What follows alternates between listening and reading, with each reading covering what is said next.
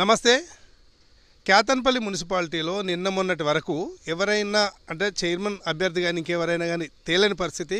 కౌన్సిలర్లు కూడా పోటీ చేయలేం, మేము గతంలోనే చాలా ఖర్చు అయింది, ఇప్పుడు ఉన్న పరిస్థితుల్లో ఖర్చు పెట్టుకోలేం అన్న స్థాయి నుంచి గడిచిన 2-3 రోజులలో ఉన్నట్టుండి మేము ఖర్చు పెట్టుకుంటాము, మాకు సీట్ ఇవ్వండి, లేకపోతే మాకు కన్ఫర్మ్ చేయండి అంతే, మీకెందుకు అనే స్థాయిలో పెద్ద లీడర్లతో చర్చిస్తున్నారట.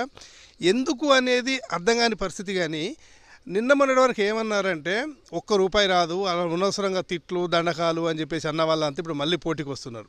ఇదిలా ఉంచితే చాలామంది పెద్ద తలకాయలు, పెద్ద లీడర్లుగా పేరుగాంచిన వాళ్ళు వాళ్ళ కుటుంబీకులను వాళ్ళ భార్యలను ఉంచి అధికారం చెలాయించే దిశగా కూడా ప్లాన్లు వేస్తున్నారు. మరికొంతమంది కార్యకర్తలు అయితే నిజంగా బాధపడుతున్నారు. 10 సంవత్సరాల నుంచి బీఆర్ఎస్ఏ అధికారంలో ఉండే, కాంగ్రెస్ని అధికారంలోకి తీసుకురావడానికి చాలా కష్టపడ్డాం. ఇక్కడ కేతన్పల్లి మున్సిపాలిటీలో అప్పటి అంటే ఇప్పుడు మంత్రి వివేక్ వెంకటస్వామి గారిని అప్పుడు ఎమ్మెల్యే గెలిపించడానికి చాలా కష్టపడ్డాం.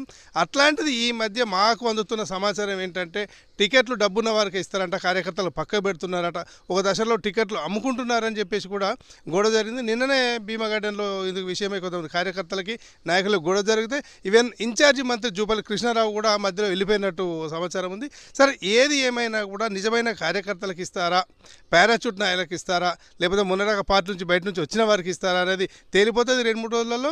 ఏమైనా ప్రజలు మాత్రం మున్సిపల్ ఎన్నికల్లో ఏదో ఒక తీర్పు అయితే ఇస్తారు. దీనికి సంబంధించి బీఆర్ఎస్ పార్టీ పూర్తి స్థాయిలో సన్నద్ధం కాలేదు. కాంగ్రెస్ పార్టీ మాత్రం సిపిఐతో పొత్తు ఉండే అవకాశాలు ఉన్నాయి. ఏది ఎలా ఉన్నా కూడా women general seat Ketanpalli reservation అయింది. చాలామంది ఉన్నారు. మీరు డిఎస్పీ మీడియా చూస్తూనే ఉండండి, సబ్స్క్రైబ్ చేయండి, షేర్ చేయండి, మీకు ఎప్పటికప్పుడు అప్డేట్స్ అందిస్తాం.